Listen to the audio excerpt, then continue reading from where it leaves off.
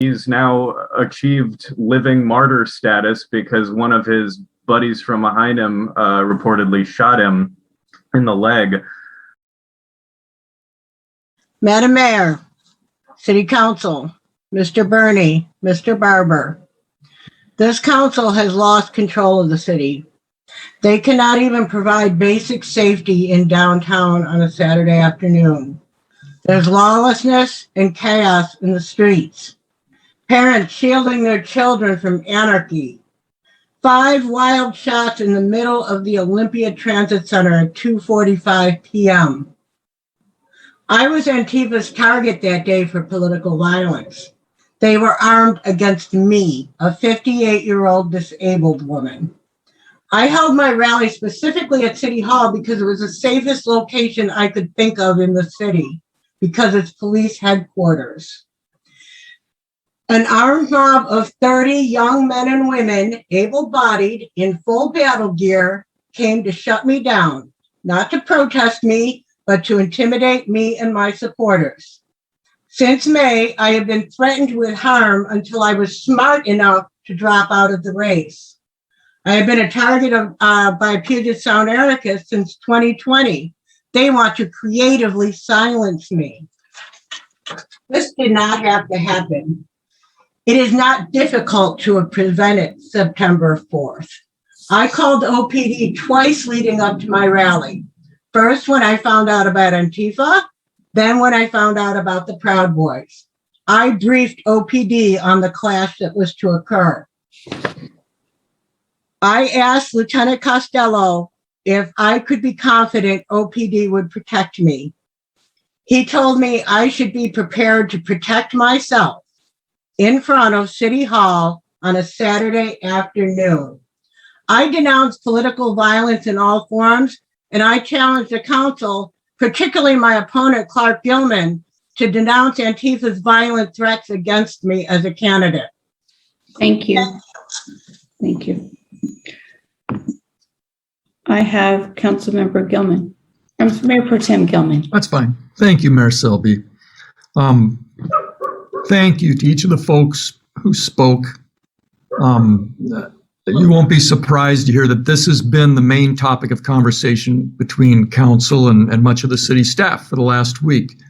I want to say that there were members of council who also brought the back and forth between Ms. Mercer and folks who were threatening to disrupt the rally. And I realize it was a back and forth, but even so, in this town, we have people with different perspectives who are running for office, and using physical intimidation or bringing firearms to disrupt an event is just way beyond the pale. It's way beyond the pale. And I wish that it was not difficult to prevent the scuffles that break out. And I hear Sarah saying she's counting on us to stop what's going on. At this point, we'll continue to make the calls to have people not bring their guns downtown, but we honestly can't promise that people intending to brawl won't come brawl. So we call on them not to brawl, but we've heard the emails, the calls this week. We've been having forums and discussions for over a year now on this topic. At this point, the city's actions are changing, but they haven't evolved to the point where we are prepared to enforce malicious statutes or intervene prior to violence or criminal acts. You could blame it on the U.S. Constitution, on Washington state laws, on local government caution. You could blame it on us, on city council, but that's the truth as I see it right now.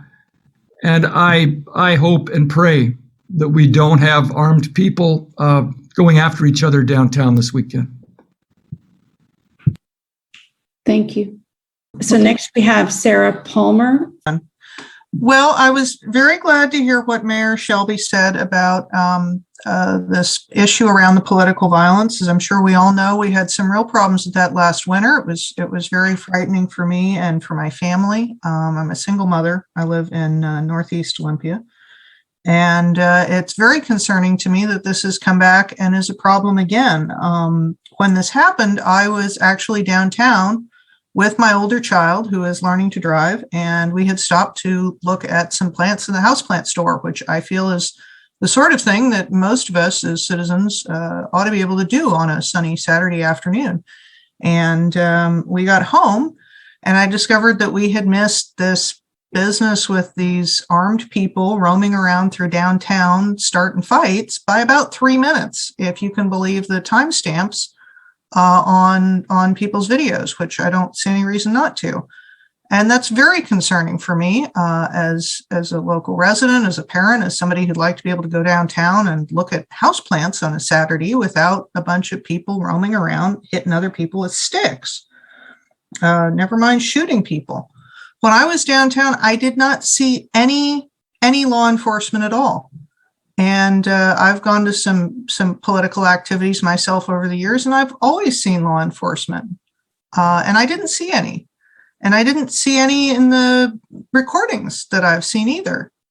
And that concerns me a great deal. And I think that is something that the city council is going to need to do some following up on, because it doesn't seem to me that we had the kind of enforcement presence that we need to shut this sort of business down, especially if we think that it's going to happen again.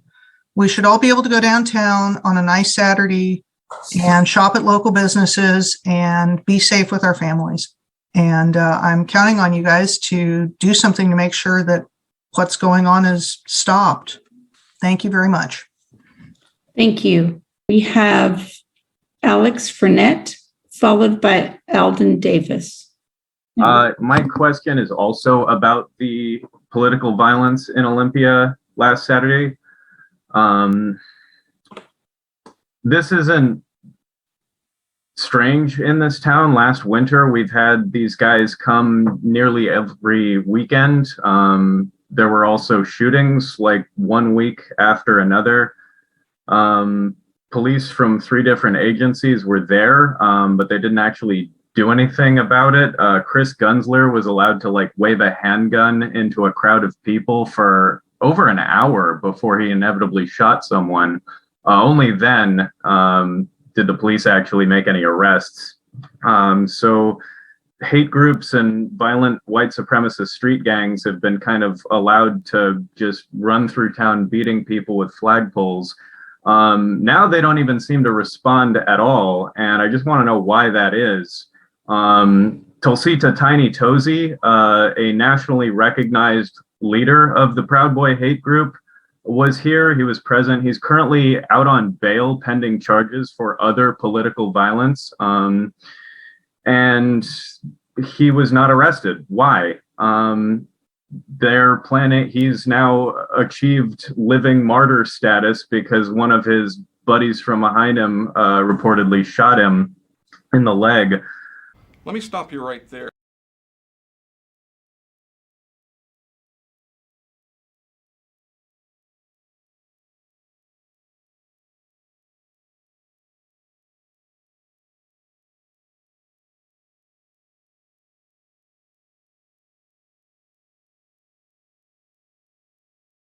Now achieved living martyr status because one of his buddies from behind him reportedly shot him in the leg.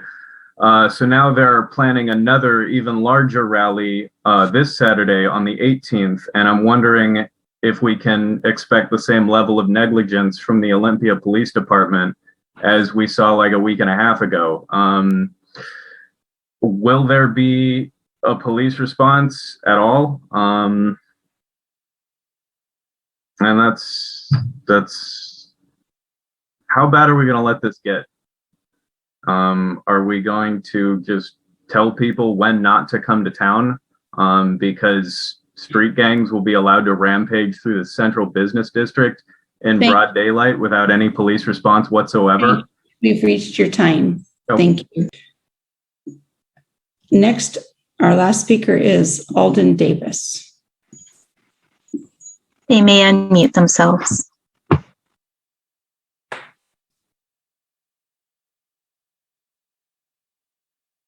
Hello. No, we can hear you. Hi. My name's Alden. I own Underhill Plants, which is the plant shop that the person who spoke earlier was referring to being at during the shooting and Proud Boy violence. I wanted to essentially speak about the planned rally that's supposed to happen this coming Saturday on the 18th. And I'm hoping that there will be a lot more police presence, that there will be some kind of support for the businesses downtown and the people who live here and are part of this community that were being hunted through the streets and were assaulted. The last time these people were in our town. I'm particularly concerned by that because we, as businesses, we received emails letting us know that these events were going to happen ahead of time. So I know that the city was aware that Proud Boys would be coming to Olympia, and all of this violence still happened. So is something better going to happen this weekend, or should I close my business and tell people to stay home? I'm hoping that there's going to be something and that we can have some kind of reassurance ahead of time.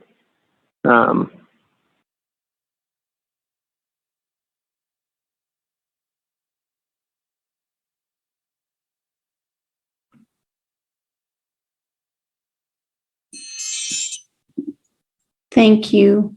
Thank you. The timer went off, so I'm hoping you were done with your statement. If not, I also want to remind people that we're available by email, and please reach out. We really actually like a second touch. I mean, public comment is limited to 2 minutes, but in an email you can really expand on your thoughts and give us a chance to respond. So please, if you feel like you did not get enough time, please reach out. It's on the city website. It's all of our emails. All right. So that completes public comment. Any questions for staff or responses from council? I've got Councilmember Drone followed by Councilmember Quinn. I want to thank everyone who came and spoke. And Alden, I love your shop so much. I earlier asked about whether or not the complaint process had been initiated, and I just want to make sure that we log these complaints as part of that. And just so folks know that we did hire a police auditor last year, so that any kind of review is going to have some level of oversight. And I'm hoping that the city manager can share some level of detail about when people can expect more information about this weekend, and just share what steps the city is going to be taking to be way better prepared than we were. All right, Councilmember Quinn. I'll keep my comments brief. As Councilmember Madrone got really the gist of what I'd wanted to say. My thoughts go out to Sarah, Alex, and Alden. I really empathize in a lot of ways with each of your public comments. I'm nervous about this upcoming weekend, and I want so much for all members of our community to be able to be confident in our city's response. I do, and I would like for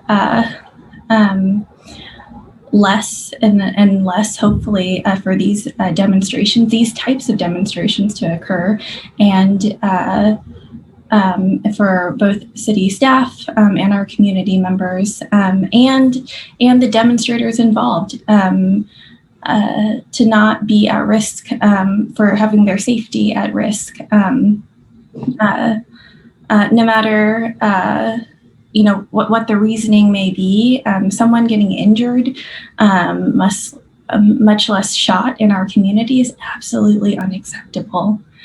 I would like very much to know that our demonstration or our guiding principles for demonstrations and crowd control, which is currently on our homepage, I believe, on our website. You should be able to just go right to the City of Olympia's website and find it right there with the handy link. It's about 7 pages long. It's about what we would ideally like to see when carried out, and it is what is expected of our police department. And so if you do have time, the guidelines are there for you. Candace, I know I had left out your name in the beginning. Candace Mercer. In the beginning there, I am feeling I am with you when it comes to public safety, absolutely. And I'm feeling confused by some of the comments you had made.